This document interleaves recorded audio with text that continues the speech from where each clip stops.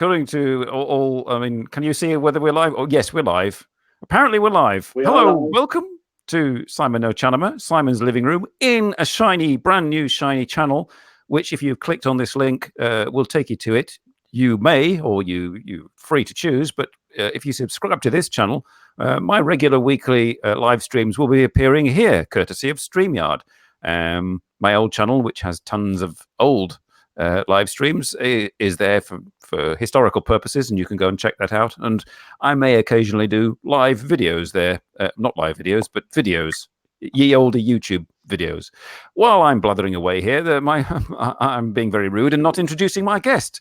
My guest this week on the Simon No Chanama show is all the way from sunny Southampton. It is sunny. He has showed me himself. This is musician and all-round godfather of music, David Martin. Welcome, David. Are you talking to me? You must be talking to me. There's no one else in the room. There's no one else. No, there's no one else in the room. We have 3 viewers. Make yourselves known, viewers. I now have a fancy app which makes your comments appear on the screen, even. So feel free to comment should you wish to. Because I'm the Godfather. I'm going to be coming round later if you don't make yourself known. We know where you are. Well, that's destroyed all your viewership. It's gone. It's gone. It's just me and you watching and simultaneously broadcasting. Yeah. You shouldn't have done that Godfather line. I told you earlier when we were rehearsing. Come on, Simon. I know. It's just the horse's head in the bed next to me here that's like forcing me to do it. Yeah. Anyway, back to reality. Super Blaster 2. Hello, who is Super Blaster 2? That's you, presumably. Are you? No, who is Super? Hello, Super Blaster 2. Welcome.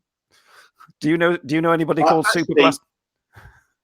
Yeah, I do. He works for NASA. Okay. also from a terraced house in Southampton. Yeah, it's my auntie Jean. No, I don't know. Oh yeah, I know what you. It's Hedge. I know what. It's Hedge. Oh right. Oh, no. Cosplay specialist. No, it may not be. It's Hedge. Hello, Super Blaster 2. Hello. Well, you had to come. You had to check it out, didn't you? I mean, I can put your comment on screen. Show. Look, there we go. It's Hedge. No. Okay, I withdraw that comment. I don't think it is Hedge. All right. No, it is your Auntie Jean. Yeah. Wait, what? Jean, for hello, Christ's Perk. sake. It's Perk. I can't remember. Were you in Sweden, Perk? Yes, you're in Sweden, aren't you? You were in a sauna last time. No. Hi, Perk. Perk, this is David. David, this is Perk, one of my international viewers, who has found my channel. That's nearly like Kirk, Captain Kirk. One of my favourites. You could change your name by D-Pole next time you log on. You get much more secret access. Yeah. Yes, Perk boldly goes where no man has gone before. In the sauna in Sweden. And I'm hoping that probably. I'm not quite, but I mean, tell me if I'm wrong, Perk. I may have got this completely wrong. The link you left at the end of your presentation doesn't lead to this stream. Oh, bollocks. It leads to a stream that is waiting. Oh, sugar. Yes, because what happened, I scheduled a stream. Nosh was over there. Oh, is there any way you can go over there and tell people to come here? I don't know. Hang on. I might. Sorry, David. This is what happens. Right, carry on. All right, I'm going to go to my other stream and see what's happening. They've all gone to the wrong house. Yes, basically. The wrong my channel. Live now. Oh no. Well, this is live now, but it doesn't appear on my. Oh dear. Oh, never mind. Yeah, if there's any way of contacting people stuck over at the other stream, not Perk, could you do that for me? Yeah. Anyway, I shall get on with the show, such as it is. I shall It's just also. like Graham Norton, isn't it? It's. Thanks, Perk. That's brilliant. Yes, because I left a link in the advert, but obviously that advert goes to the YouTube channel, and it's with StreamYard. You see, StreamYard sort of takes control of your channel and produces its own link. Who's that? Phyllis messaged me. Oh, right, good. What I'm going to do, click on that link that Phyllis gave me. Am I live now? Yes. So all those basically who I spammed this morning with a link on their Facebook could theoretically turn up. All those who clicked the link on the advert are stuck in limbo. Simon, come on. Anyway, where were we? We don't need to start again. Technical issues. It's technical issues when you have to start a new stream. Right. So this is David Martin. David Martin is a musician. If you watch the advert, you will have noticed that he can play the keyboards, and the flute, and a host of other instruments. Is this correct, Nosh? Yeah. This is Nosh from San Francisco in comments. This is correct, Nosh. I'm sorry, it was a technical problem. So yes, I didn't actually ask David whether he had any. You have instruments to hand. That is wonderful. Just to prove it. Yeah, can you give us a bit of roll out the barrel?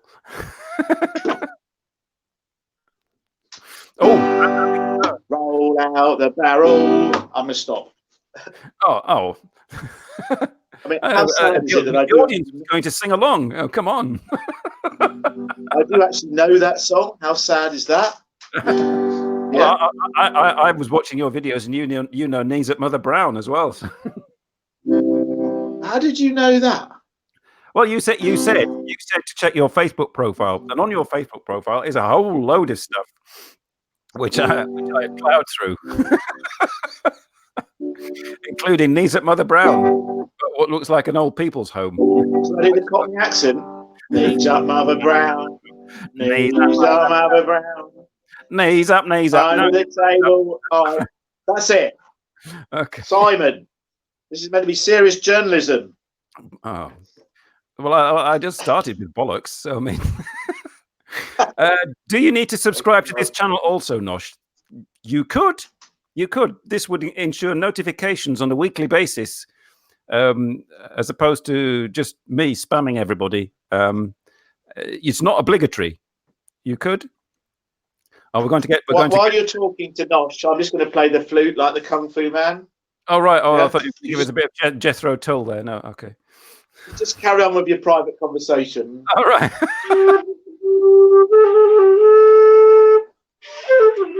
You know, remember Kung Fu? No, I remember Kung Fu. No. I'm not that young. I'm only 8 years younger than you. So you look very young. Thank you. It's the lighting. It's the lighting. Why do you think I'm sitting in the dark? Oh God! I think this could win a Pulitzer Prize. I could win something. Yeah, so it's at the local fair, you know. So you can have a cuddly teddy, or you could have the Simon No Chanama show. One of the two things. Yeah. Lots of disappointed children. Last prize is 10 years. You could have a subscription to the Simon No Chanama channel. Anyway, where were we? Let's get back. David, you're a musician. At what age did you discover that you were a musician? Well, like many youngsters from the 70s, my father was a musician, actually. A failed musician, if you like. He knew the first bit of hundreds of songs, but would always move on to learn another one. He didn't know all of any song. Okay, so we always had a piano in my house, and I teach music as well. And I think if the kids had a piano in their house, or even an adult, it makes a big difference because you're not sort of scared of it. So, like everybody in those days, I had lessons. I hated them. You learn obscure minuets by Mozart and Beethoven, no relevance to a kid living, growing up in the 70s. I can remember. Do you know? You know about music, Simon? Do you? Yeah, it's sort of that rhythmic stuff that comes out the radio, a little bit, yeah. Anyway, there's a lot of old classical music that was written by an anonymous person they don't know, and so on the top of the music it would have anon, A-N-O-N, and this is the honest truth. As a 9-10-year-old, I thought anon was a person because no one told me any different. I thought, my God, he's written so many songs and they're all rubbish. So I thought Anon was sort of like Arthur Non or somebody. Yeah. So I hated the lessons, didn't practice, and packed in. But crucially, that gave me a grounding. And I started again when I was about 18, 19, 20. And I was no good, but I'd played the piano before. So I knew what the black notes were and the white notes. So that's how I started. So having those failed lessons was a huge bonus. So having like thrown out Anon, who was your influence then at 18, 19? What did you want to become? I'm trying to think now. What that would be, sort of like late 70s, early 80s, something like that. So I grew up, in the sort of glam rock era in Southampton. But I first got interested in music. I liked prog rock, so Pink Floyd, yes, Genesis. I still really like them. Yeah. So it's things like that. A brilliant nun wrote the music. A nun. Yeah, she was great. So yes, Pink Floyd, Genesis. I wasn't a great Led Zeppelin fan. They're a little bit too heavy for me. And we still play that stuff now, actually. And that stuff still relevant. You've learned how to play it now.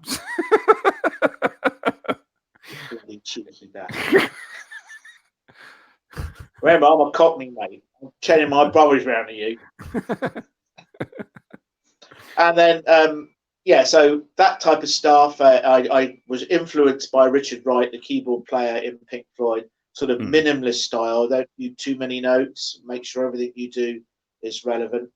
And interestingly, just 2 weeks ago, Roger Waters, the bass player in Pink Floyd, he had a new movie, he had a worldwide event where he's playing his old songs called Us and Them Tour, but he's putting new take to it all. So they were on the video. So it was a live concert, if you like. Yeah. But it was all relevant with Trump and Kim and the rich and the poor. So all their music, they've just written another narrative to it. So they've changed the lyrics, or what? No, the lyrics, the songs are all exactly the same. But once you put the visuals of Trump up there, comfortably numb, suddenly it becomes about him, doesn't it? Yeah. And pigs and dogs suddenly becomes about the Syrian war. So it was really very cleverly done. So there's a new relevance to the songs, although they weren't written about that. Well, you have a kindred spirit in San Francisco here. Nosh says he enjoys old Genesis as well. So yeah, Nosh, yeah, can I have a chat? I'm going to chat with you, Nosh, all right? Because Simon's a knobhead. That's a term of affection in Southampton, apparently. Yeah. So I first sort of became a fan of Genesis just after Peter Gabriel left. So just after The Lamb Lies Down in Broadway. So one of the first LPs I bought was Trick of the Tail. Obviously, I bought all the older stuff. I think as they got more and more commercial, I started to go off them. And in this country, Phil Collins in particular became the most annoying person in Britain. Because remember that, Simon? He was on everything. Yes. He was on every commercial, every chat show. He'd sort of pipe up with his funny little pace, and his cockney little chirpy humour, playing the drums. And that really put me off then. But I still do like them. Your dog agrees, or your dogs agree. Don't get those dogs going. We want the interview will be over. So yeah, so that was my influence. Prog rock, I liked that. Still do like it. In the 80s, I liked Blur rather than Oasis. Yes, And, I mean, I me too. I mean, not that I was into that. I was into the Cramps and hardcore punk in the 80s, but Blur, yeah, okay. yeah. I mean, we do perform "London's Burning," the Clash with the band. Some of those songs, they live on, I think, and they were really. People just call them 3-chord tricks and everything, which they are, but they were really great songs. Yes, And one criticism I have of modern music is that the melodies have been deconstructed. So, in 30 years' time, are you going to remember a Rhiannon song or who? Like probably not.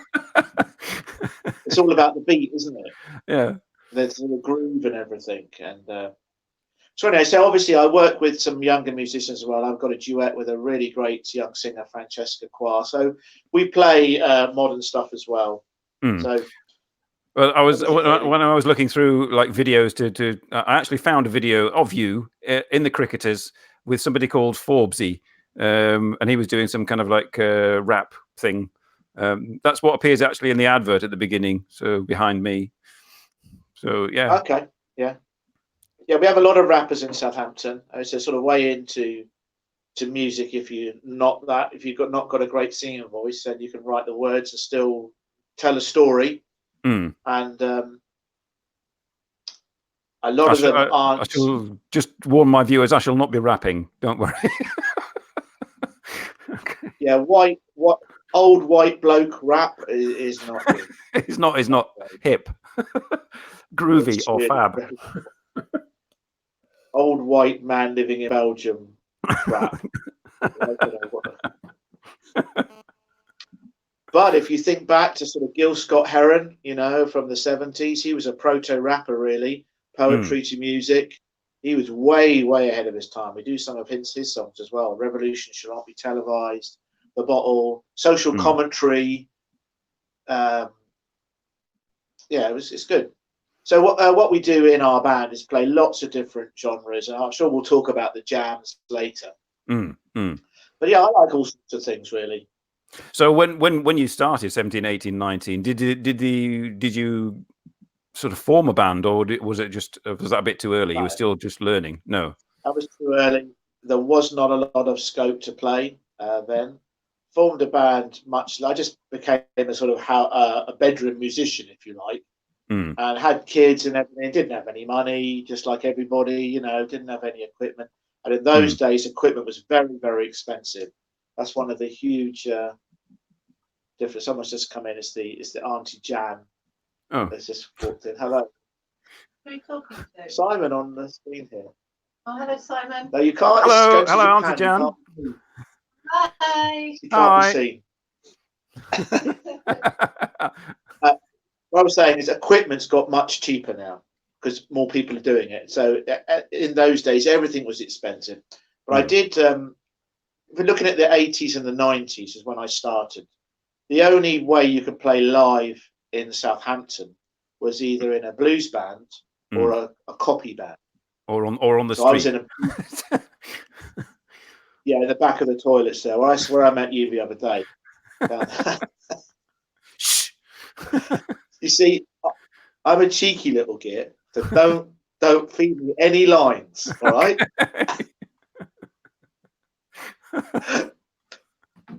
So going back, so you could, so blues, and I was in a Beatles sort of tribute band, if you like. Ah, right. That's how we start. John, Paul, George, Ringo, and Dave. Yeah. Well, actually, we didn't. This is where it gets going. We didn't have a drummer. Right. just John, Paul, and George. But we were. When I look back on it, we got away with it somehow. I don't know how. It was quite good. Quite a good thing. Do you have to wear a wig? We didn't do that. Our USP was we tried to copy the songs exactly, but we didn't ever want to try and look like them. I didn't like that. And I've seen tribute acts where the Paul character walks on with bare feet and the phony Liverpool accents, and they're not very good at it. So what we do is we try to copy the songs, try to be musically the same. We didn't try and impersonate them, but the music was trying to be the same. And what I bought for a real load of money once was a Roland D20. Some of your musician friends might know. That had a sequencer on it, the very first one. Do you know what that is? No, you'll have to explain. I'm a layman in terms of music equipment. Sorry. So what that did is it allowed me to record all the bits of the song, so some drums, some strings, and play them back in a sequence. So it's almost like you know that you go to some pubs and there's a girl with a backing track. It's like that. So because of that, we were able to copy the songs exactly. So I'd put all the tings and everything in the right place. And I had 16 tracks. And so the keyboard used to play that track that I'd made, and then we used to play over the top of it. And that's how we got away without a drummer. So you just had to make sure that you didn't drink too much and go out of sync. Sort of thing. If you listen, you see these things here, as music goes in there, it goes into your brain. So we had a sequencer, and we were way ahead of our time. We were the only band to have it, and it produced some. So suddenly, say in the Long and Winding Road, that the big thing with all the orchestra. Suddenly, we had all that. I played all the strings and everything, and suddenly people were saying, "Wow, what's that? Where's that come from?" Because no such computers didn't exist, and it all came out of the keyboard. So if there's a little flute part in a Beatles song, I could play that. All right. Record it. And put it in. What happened was each in the machine, it would hold one song at a time, and they were all held on. Remember the little floppy disks? Oh yeah. I mean, most of your listeners won't even know what they are. Well, These were the little you'd be surprised. Most of my viewers and listeners are of a similar age, so you'll be okay. Well, each song was held on the little 3.5-inch floppy disk. Yeah. And what was quite good was that. So when we finished a song, we'd finish, Ticket to Ride. We'd have to load in a new song, and that took about 40 seconds. So that's where I learned to do the patter, the mucking around with the audience. Because you had to, otherwise there was sort of like like dead silence. So each song took 40 to 50 seconds to load in. So that's how we learned to chat with you. I think it's hugely important to have an entertaining show to engage with the audience. We do it all the time. Yes, make them feel part of the show. Audience, do you concur? Audience, I mean, am I doing all right? Audience, are you being involved? The audience has gone rather quiet. Grudge a nerd. What? Grage a nerd? What? I'm not. What do you mean there, Nosh? I have to explain that. Wait a minute. He's a nerd. 720 or 1.44 megabytes for the for the floppy disk. Oh, Nosh. I don't know. It was probably 720. This was in the very early days when it had just gone to those small floppies. So each so even though it was just MIDI data, I'm talking to the nerd now. It still took up quite a lot. You could only hold like about 10 songs on each floppy, maybe 8. So even the whole show not only had this gap between each song, I had 3 or 4 floppy disks floating around as well. They were very fragile. It was fraught with danger. It's getting beer on your floppy disk, not getting beer on your floppy would make it go floppy. Simon, this carry-on humour is appalling. It is. Sorry. Well, let's just have some Southampton in the background while we're waiting. There we go. So that's how I started in a Beatles copy group with 3 friends. That actually went for quite a long time. And do you want another anecdote about that? That would, yes. So a friend of mine, a very good friend of mine, was it. He won't be watching this, so I'm sure he won't mind me saying. John Marnie. He was a very, very good rhythm guitarist. Really good. Not a great lead guitarist, but he was great at rhythm. Knew every chord all up and down the neck, and was a very good singer in certain types of songs. So he used to get very, very nervous. All right. And we used to practice quite a lot. And over a period of time, he turned up with one gig with a big hat on, huge sort of hat, sort of tucked down over his head. Yeah. Okay, it looked a bit strange. Then the next gig, he built a lectern like Donald Trump. Yeah. With all his music on. But this wasn't a music stand, this was a lectern. Yeah. So what he was doing was hiding behind all this stuff. We realised then. This lectern was huge, and he made it himself in his shed. It was it folded up and everything. Yeah. It was a massive lectern, sort of went right up to here. A couple of gigs go by, then a light appears on the lectern, so you can't see him. So he's got this. Actually, it was a Gilbert O'Sullivan cap. Do you remember those? Oh yeah, sort of big. Yeah, kind of like looks like it looks like a flat cap kind of thing, but floppier. Yeah.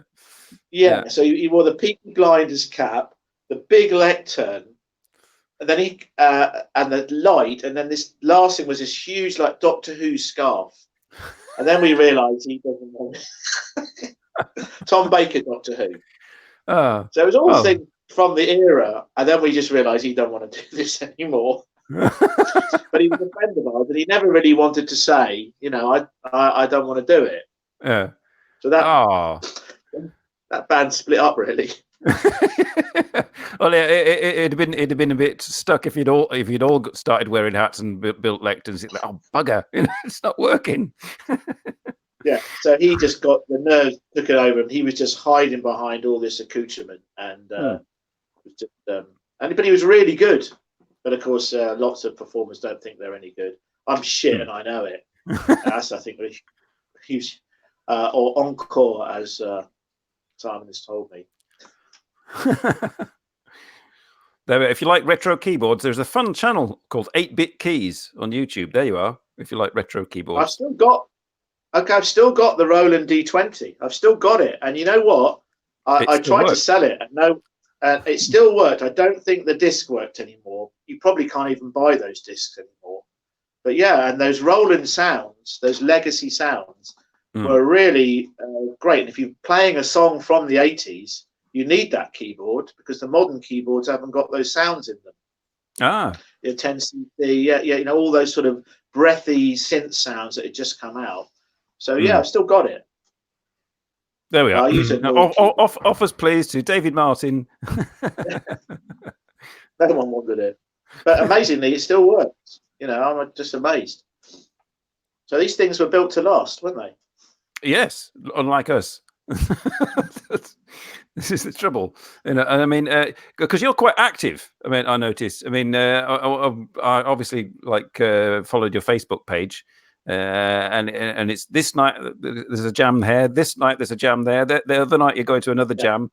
You're jammed up. You are. I mean, where do you get the energy? That's what I want to know. There's a lot of late nights. I mean, I think I counted out. I've got 26 gigs from now to Christmas. Good grief! And yes, they're late nights. Luckily, my job that I earn money from, because you ain't going to earn no money in the music industry. I don't have to get up early. After a while, I mean, so yesterday we had a Welly jam, so I got home at midnight. I only had one gig this week. Next week, I've got Wednesday, Friday, Saturday, and Sunday. I will be tired on Monday. Just as simple as that. Yeah. Because in the end, those late nights, they really catch up on you. I mean, because you've got to pack up. Yeah, you got to go and set up, and then you've got to practice, presumably, or are you practiced enough? You do practice beforehand and just turn up and. No, so I've got two things going. I've got the jams, which we don't practice, and in the jams, we also from that play gigs as the jam band. We get hired But we've done all those songs so many times that we don't need to practice. Yeah. And I'm also in a duet with Francesca Qua. And we practice maybe once a week there for a couple of hours, just any new songs. She's a great musician. Is that the lady on the who's in the advert who's singing the Astrid Gilberto song, or is that? No, that was Jessica De Greci.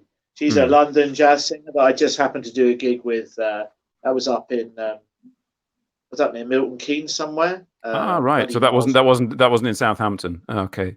Yeah. No, I just joined up with them. They were putting a band together. I played the keys, and because I play the flute as well, it's all quite useful. And the flute goes great with those Latin songs. Yes, I quite love those songs. That was just another thing. So I do occasionally work with other singers. What I found is you can only really have 2 projects going at the same time, because all gigs are Friday and Saturday, aren't they? Yes. So you can't do 2. I'm just welcoming an Australian viewer now who's discovered the show. The show usually goes to the old location, but welcome to Vids of Your Mom. Vids of Your Mom. This is David. Hello. I just want to see. Wait a minute. Okay. Hello, person from Australia. This is David from Southampton in Hampshire. I used to live Old Hampshire. I also used to live in the USA. In New Hampshire. Now, I'm sure we have some American. Yes, Nosh is American. Yeah. Nosh is from the West Coast. Yeah. Yeah. They're very cultured there. East Coast, not so much. Yeah. And certainly East Coast people did not understand the British sarcasm at all. Didn't get it. Oh, it's Canadian. You live in Australia. You live in Australia, don't you, Vids? He's Canadian. Or have I got them completely confused? I'm sorry. Okay. Talk about Canada later. But anyway, so I used to say, where are you from in England? I used to say Hampshire, the old Hampshire, because I lived in New Hampshire. I just used to get sort of blank sort of looks because I didn't sort of quite understand my little joke. So anyway, Hampshire, yeah. So going back to the music, so how did I get into the jam scene? I don't. Yeah, because I mean, you were in this sort of Beatles cover band, well, presumably because you were going around the pubs doing the Beatles cover band. That how did you get from there to being sort of like the godfather of the jam scene? Just killed all the other musicians, put out contracts on. Tony Soprano. You're talking to me. You must be talking to me. That's that bloody horse's head again. No, at that time, jams did not exist. Jams are quite new. There was in the 90s, mid to late, there was the odd open mic in Southampton. An open mic is different to a jam. So an open mic, you as a solo performer, you turn up with your guitar. There'll be a guy with a little PA, and you'll sing 3 songs. Knocking on Heaven's Door, whatever. Stairway to Heaven. Usually it's for one person strumming a guitar. Jams are very different. So what happened yesterday in the pub is we turned up as a 5-piece band with all our gear, and we facilitate the playing of others. So we'll play 2 or 3 songs to begin with. So if you're a bass player, and you don't sing, an open mic's no good for you because it's only singer guitarists who can play. So what you do is you would bring your bass along to our jam and play songs with us. We have sort of cheat sheets. Gradually, people get to learn the songs we do, and if people come a lot, we start to learn their songs. If you played the saxophone, how can you play with anyone except in your room? So that's what a jam is for, really. It's literally come along. Go on. I was going to say, I mean, so this has evolved now, so that you're quite well known, presumably now in Southampton for doing these jams. Yeah. I mean, that started. There was a very old-fashioned blues jam. Remember, I said you could only play as a blues player or tribute band, and in a pub. And I used to go along, and was quite scared to play, really, because I wasn't at the time. I knew all those Beatles songs and I could play, but I wasn't great at improvising, and I wasn't great, and went along and played a couple of songs and sang them and just never looked back from them. They were very welcoming. And then really in the last sort of 10 years, sort of jams have cropped up. They're good for venues because they bring more people in, and the music's a little bit, well, who's that? That's Perk. He's wanted to know what the bar is across the sound hole of your guitar. What's that? Why is there a bar across that? Yeah, this is a Seymour Duncan Perk. This is a Seymour Duncan pickups. This is an old parlour guitar, a copy from like 1880. So it hasn't got any electrics in it. So this goes across the sound hole. There's little magnets in there, and I can plug this into a PA then and wire it up. I use this one with the duet with Francesca because it looks really cool. And Ed Sheeran's using a parlour guitar at the moment. I'm hugely, the look of an act to me is just as important as how it sounds. I know that sounds sort of weird. And you've got all these programs like The Voice, haven't you? That's everywhere now, isn't it? Where it's all about the voice. It never has been about that. You know, Kylie Minogue was not a great singer, nor was Bob Dylan, nor was John Lennon. It's about the look of it. So that's what that is. It's a pickup, and it just you can take it out, and it's just and then just play acoustically. Yeah. Yeah, but also I can plug it in. It's bitching. Normally, it's bitching, says Perk. What? It's bitching. Okay. I presume that means it's good. Okay, normally the wire comes out of here, but because this is a parlour guitar, the sound hole's very small. So I had this fitted in a little music shop up in town. But these are just 60, 70 quid. You take them out. The wire normally comes out the bottom here. Okay, but because then it would get in the way of that string. So that's what that is. Pickup. You can get them with. And I just like this. Just, I mean, you can you then sort of put on like distortion and fuzz on that as if you would. Yeah. You would go into an amp, and then that would change all the settings on that. Nosh has to go. What that is. Nosh has to go because it's like very early in the morning in San Francisco, and he's reached his limit. He says, "I'll pick it up in the replay." Okay. Well, are you going to work? He's going to sleep. Are you there? Oh, okay. Oh, right. Okay. I'm going to find out where you live. You listen to the whole of this.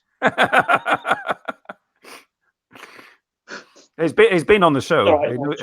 He's been through the grinder as well. So okay, well, Nosh, sweet dreams in San Francisco. I left my heart there. Yeah. High on a hill. Christ. Yeah, it's just residual alcohol effect. Yeah. So going back to the jam. So I went to Bob Long's Blues Jam, started going to others. You just get in. My father had a great saying, and it was so true. You find you find your own. And that means you end up gravitating to people like you, don't you, that you're friendly with. And hopefully, and not weirdos who you regret later. Yeah, like you, yeah. And so I started going to jams, became someone who went to them all. I'm not interested in the solo open mic stuff. I don't like playing on my own. And then got the opportunity to host one by accident because someone was ill. Just like all these things. And then it all just grew from there. So we host one on a Sunday night at the Cricks. They're called the Cricks Jam. It's sort of musicians jam. This is how things happen. So literally 4 months ago, it's a really good jam. The pub would have one man and his dog in there. We weren't there. Guys walking past at random, sees the music, comes in, blown away by it. This might not even been us performing. Could have been someone else. Found me and said, I want this in my pub. So now we play in this pub. We have a midnight jam. So what it does is great for venues because it brings in, obviously we get paid, but it's not like a band which does 2 45-minute sets. We do live music from 9 till midnight, continuous. And when it's not just the house band, there's all other people coming in and playing songs. So you get a wide variety of songs, rock, heavy rock, we even have Deep Purple, girl singers come along and do Valerie. So for an audience, it's quite an entertaining night. Yeah, it sounds like it. Yes, I mean, I have a friend in the north of England, in the Lake District. He used to be in a band, and he would do that. He still does go to open mic nights sometimes. Yeah. So open mic nights are mainly the solo singer-songwriter strumming away on the guitar. Jam nights are completely different. So, I mean, last night we had rock and roll, we had the Beatles, we had reggae, we did a Pink Floyd song, another girl singer sang If I Ain't Got You by Alicia Keys. And so for the audience, we don't know what's coming. That's the point as well, If you start, so let's say you start coming to jams regularly, we'll start to learn your songs as well. That's how it works. And then basically it's sort of like it spreads out. Oh look, sorry, spreads out, and if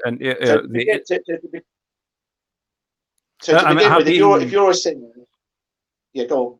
I was going to say, has your influence spread beyond Southampton? Do you do gigs elsewhere?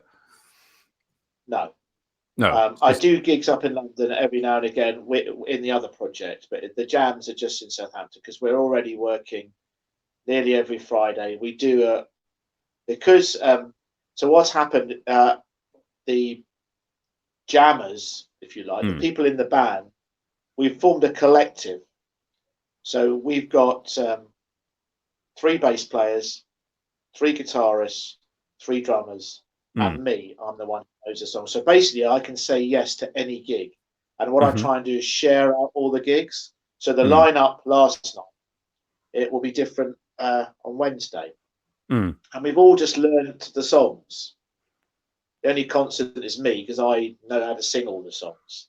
But the point is, we never have to turn a gig down. Oh, that's good.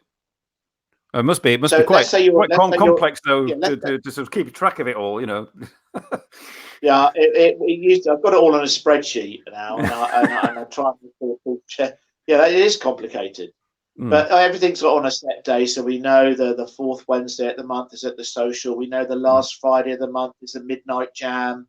We know every other Sunday is quick, so it's on a certain day. So if it's Tuesday, it's this pub, it's like sort of thing, Exactly. Yeah.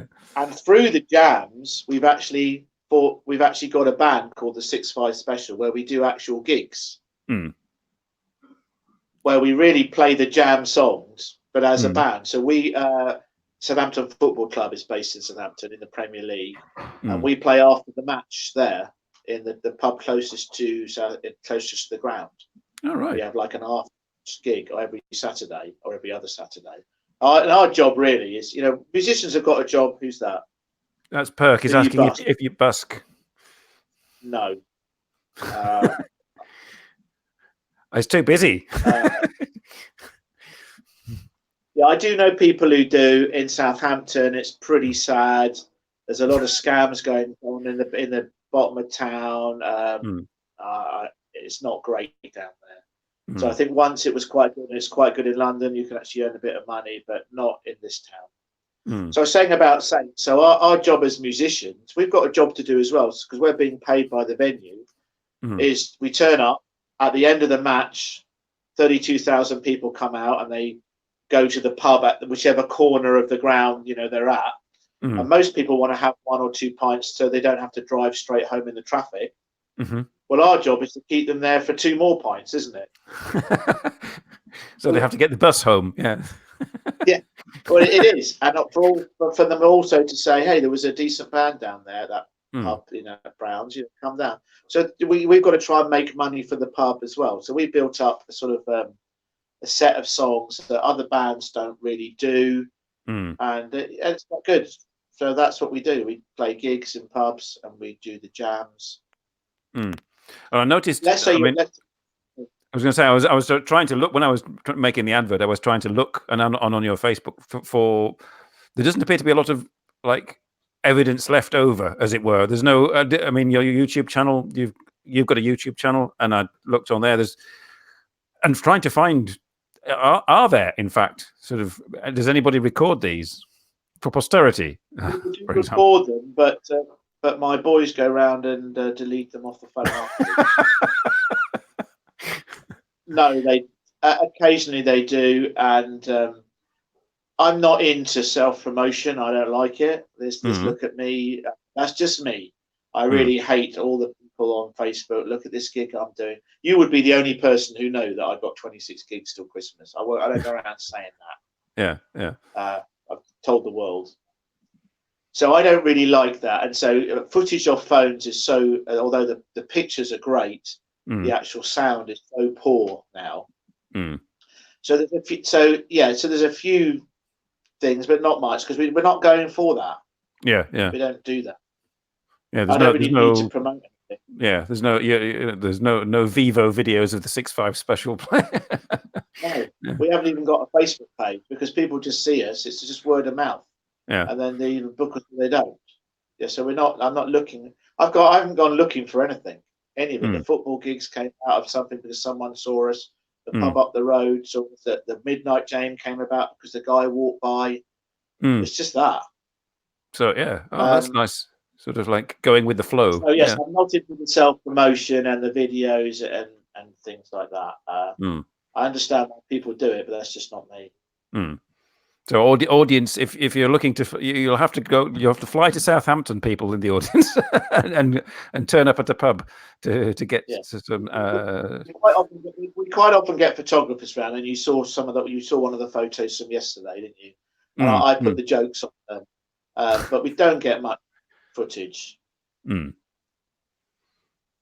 So that's not an avenue that you're going to explore in the future. That's no. We just get the gigs we get, and people don't like us. That's fine. If people do, we tend to get asked back, so it can't be bad, can it? and we've got to make money for the venue. We've got a job to do as well. So yesterday, I'm looking around constantly, and people stayed all night. Oh, and we'll also be even looking. We'll go to a venue and say there's a lot of younger guys there. I'll make sure that we do songs with lots of guitar solos in and everything early on to keep them there, because all blokes want to be guitarists, don't they? And so you've got to realise that we've got to our job is to entertain the crowd and keep them there, and keep them there buying drink or food, because the venue's giving us the venue for free and they're electric, etc. We're taking the skill on there, but otherwise we are busking, or playing. One of my jokes, we've been practicing behind the bins all week. That's where we'd be doing it. Yeah. So going back to the jam, let's say Simon, you're a singer, okay, and we have this quite often. And you come along to a jam and you say to me, "Oh, how do I do it?" So what I've got is I've got a little, and I say, "Well, what do you know?" You say, and it's impossible to think of songs, isn't it, when you've got to think like that. So I've got a little list of songs of what I call function songs. These are songs like Bruno Mars, Stevie Wonder, stuff that's sung at wedding, that's very popular. And then so you would start off finding one or two of those that you know. Then if you start coming a lot, we start learning your songs. You see, so if you like Dire Straits, we'll start learning your stuff. So that's how people get in, by coming along. And you're going to have to do something we know, aren't you? Oh yeah. Otherwise, it's, at odds. This is not going to work. So that's how it works, really. So we've got this list of songs, and I'm always saying, we've got cheat sheets. So if you're a bass player, you turn up and you look very sort of, very intimidated by all. I've got a sheet with all the music on. So we run an open stage policy at the jam. Do you have jams in Belgium? Does this happen there? Oh yeah. I mean, I don't go to any, but I mean, they do occur. I mean, it's quite a. I mean, certainly in this town, that's quite common, and obviously in Ghent and Antwerp, the two big major cities, the sort of it's a really popular thing. Yeah. Okay, well, what can happen is I created these jams quite selfishly, really, into the sort of jam that I wanted to go to. There are some really bad jams. Clicky, the mates only. Yeah. You know, you're not as good as me. What are you doing here? I've been bumped so many times. Bumped is you're on the list and suddenly you haven't got to go. Yeah. Some people are treated appallingly. No one. I still go to one here, actually. I wouldn't mind if they even just said, "You shit, David," but you get no response at all. Just sort of get off the stage and a grunt. Yeah. So I've tried to make an open stage thing, ultra friendly. Come and play. Don't worry if you make a mistake. Yeah, that was good. Come next week. It's to sort of get people in. And that's why the jam's been so successful. You know, because people know they're not going to be. I mean, there was a stage in this town. I can say this because I'm not going to say any names. They're not watching, but there was a group of people who used to sit at jams making fun of people because they weren't as good as them. Appalling, really. Oh yeah. Appalling behaviour. Making faces behind the singer, you know, and you think. So jams can be. So I've created all these as user friendly, really. So even yesterday, what we had out was a djembe and some bongos. So I said, anyone, come and play them, because actually, even if you tap a tambourine, it makes the song better. Oh, that's cool. So that's how we. So you just people in the audience could come up and join in. Yeah. And once one or two have done that, it's not karaoke. That's definitely not what it is. And if you want to come and sing a song with us, you've got to know it. You know, we're not doing karaoke. Yeah, you're not going to hold up the words. No. And you've got to be able to. So we're trying to. So that's why we. I'm not saying we're brilliant. That's why we always start the show off with 2 or 3 songs, just to set. This is what's going to happen tonight. Yeah. And I'm surrounded by some of the best musicians in Southampton. So I've cocooned my awfulness in brilliance. So yesterday we had a great drum. I mean, how long have you been playing? You've been playing sort of for 20, 30 years. How can you say that you're awful? You must. And then well practiced at it. Yeah. Well practiced. So so if you're surrounded, you've got great guitarists, and because they're all jammers, they can improvise on the spot. Who's that? That's Super Blaster. David is one of the good. Well, thank you, Super Blaster, for that. Do you look like that character? That's his cosplay. I don't know. I wonder if that is Hedge. Yeah, that's good. Did you see that comment there?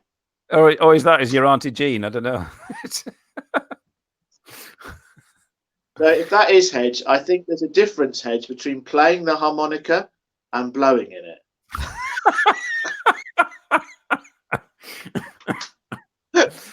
Don't worry, Hedge, because there's like in the last 5 minutes of the show, I'm going to put David on the spot, and he's going to do us a tune. I didn't know this, but it's going to play us out. I'll get him now in the morning. Oh, dear. I mean, because when Hedge was on the show, he did a marvelous voiceover outro for me. So you've got to do some singing. I look forward to that. We'll do the Simon No Blues. Oh God! I'm not going to do it. No, I'm living in Belgium blues. That's more like it. Yeah, that's more accurate. Yeah.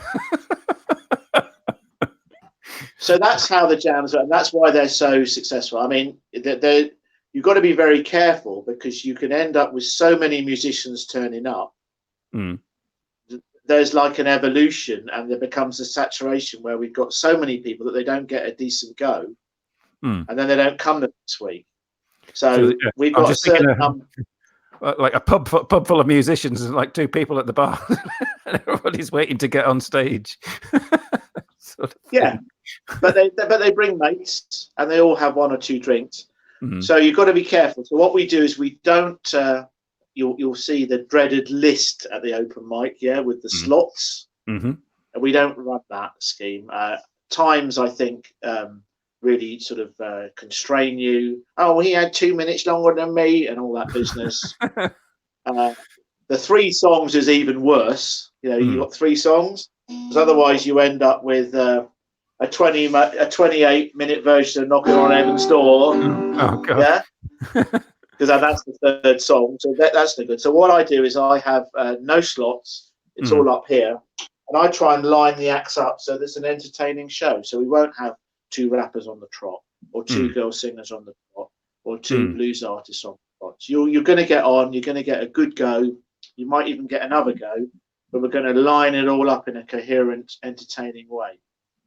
So I know last on our Cricks Jam on Sunday, we had some real top musicians turned up and played a function set, which is a wedding set, really. Yeah. Really great singer. And I lined up someone who does Beastie Boys after them, completely on purpose, to give and he's really good, this guy, to give a, and he also does "She Fucking Hates You" is a great song. It's really good at that one as well. And I lined up on purpose to make it massively entertainment. So that, I think that's sort of the job as the host, to just it's no point having 5 rappers on the trot. Everyone's left. If they don't like rap, Yeah, exactly. Otherwise, so we're trying to make it coherent. And what's going to happen is, if the energy of the night starts to dwindle, we, the house band, will take over. And also, we, the house band, play quite a lot ourselves, because we facilitate the other jammers. So the guitarist has come up and learned the solo in "Comfortably Numb," or learn the solo in "Red House," or learn the solo in whatever. So they come and sort of join the house band for 2 or 3 songs. And our guitarist goes and sit down. Or I'll come up and sing, and a piano player will come and play. So it's very, who's that? Yeah, 28, yeah. Come to a jam. Bloody hell. Come along. You'll be made welcome. The song's 3 minutes long, so that's a 25-minute outro, Perk. Just with an acoustic guitar. Actually, Perk, we call those in Southampton quite disparagingly strumathons. We've got 2 minutes, 2.5 minutes left. What can you do us in 2.5 minutes, David? Could you play us out? Could you play the show out with something the blues, the Living in Belgium blues? I don't know. Can you improvise for us? I got the Belgian blues. I got it today. I got that Belgian blues. Got it today. Had beer for breakfast, beer for tea, and beer all day. That's what we do in Belgium. I'm feeling mighty fine, drinking my Belgian beer on my patio. I'm feeling mighty fine, drinking my Belgian beer on my patio. One day I'm gonna give this all up, get a real life, become a journalist with a YouTube channel.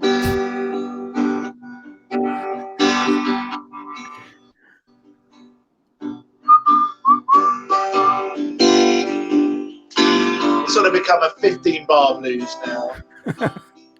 28 minutes later. And now I'm going to go into the Perks 28.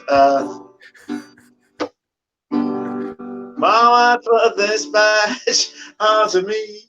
It's 28 minutes long. I can't use it anymore. It's getting too hard to see. Yeah. Feel I'm knocking on Simon's door. That'd be great if there really was a door knock now, wouldn't it? Well, yeah, it's over there. I can't reach it.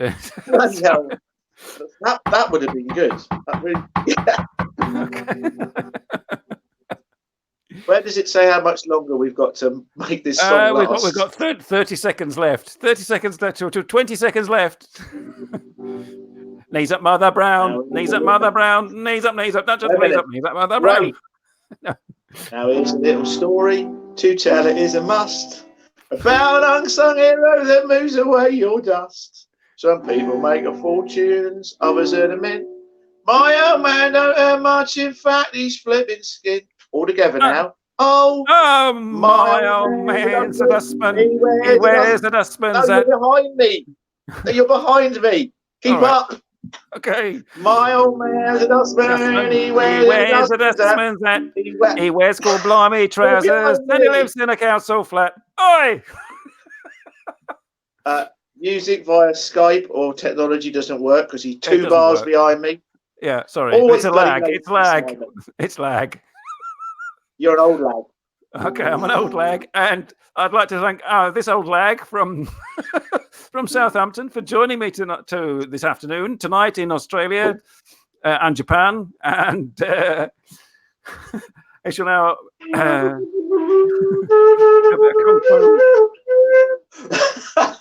and, okay, Grasshopper. Thank you, Grasshopper, for your contribution to the show.